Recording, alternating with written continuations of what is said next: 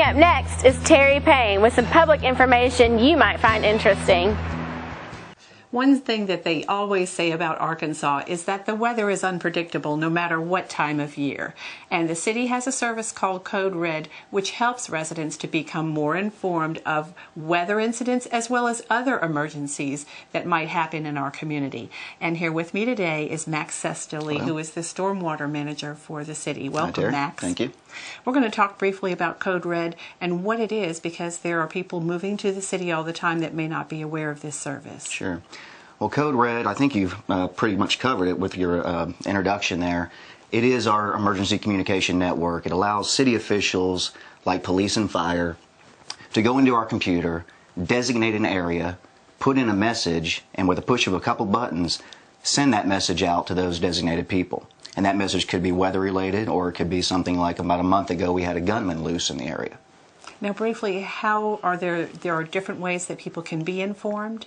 Communications technology-wise? Sure, absolutely. You can choose 2 different phone numbers that you can have in the system. You can also do text and email at this point. Now, who is eligible to receive Code Red calls? At this time, all city utility customers, and that includes some of the county spillover that we have on our water utility service. Okay. And what about weather incidents? Is there an opt-in for those types of events? That's good. I'm glad you brought that up. Code Red, what we did initially was a data dump of all the utility data. So we have a lot of phone numbers in there, but to get the weather alerts, you actually have to call in and opt in or get on the computer and sign in for those weather alerts. And finally, how is Code Red funded? Code Red is funded through our stormwater utility fee. People for about 3 years now have been paying $3 a month for residents and $6 a month for commercial properties, and that's how we fund. Part of that money goes to Code Red.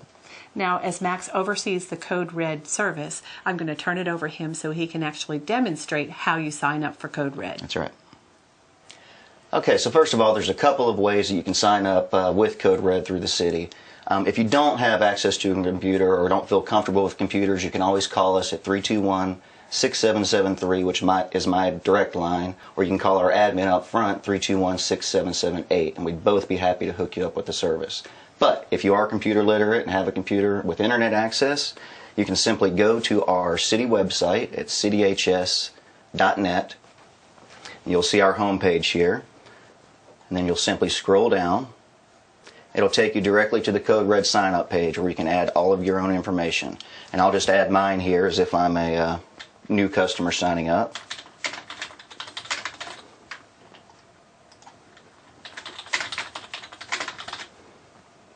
No, I don't think that. Okay, we'll ask you if it's an apartment or unit, you want to put that in. And also, very importantly, if you're in a manufactured home, you do want to check that box. The reason they ask that question is because if there is a tornado coming and they have to send out, let's say, 1,000 calls in 1 minute, they're going to send that out to the manufactured homes first, just because of the threat of that manufactured home might have.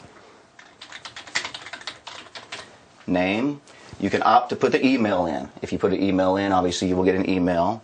And you can have 2 phone numbers. For our example, I'll just put in mine. That is a mobile phone. You can check the mobile button. At that point, it'll ask you if you want to send text messages or you want to have text messages sent to your phone.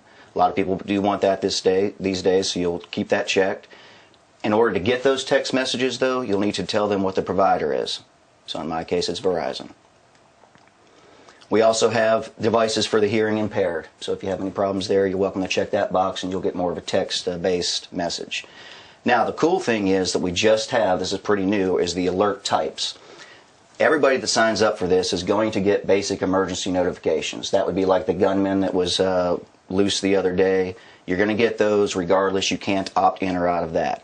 General notifications, this would be more something like sanitation.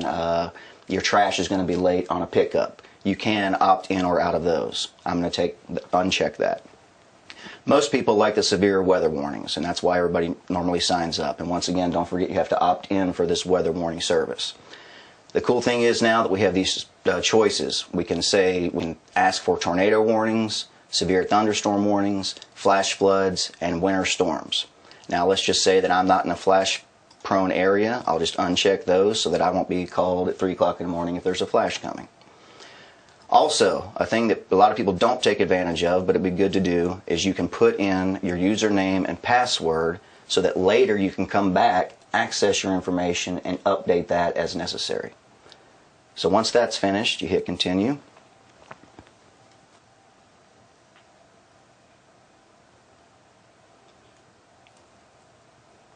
And it just takes a second. And then we go to our verification screen.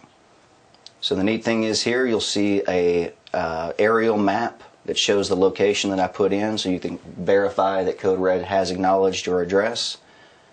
If you so choose, you can even launch a test call, and then Code Red will automatically call you just to once again verify that you've put the information in correctly and that it acknowledges that information.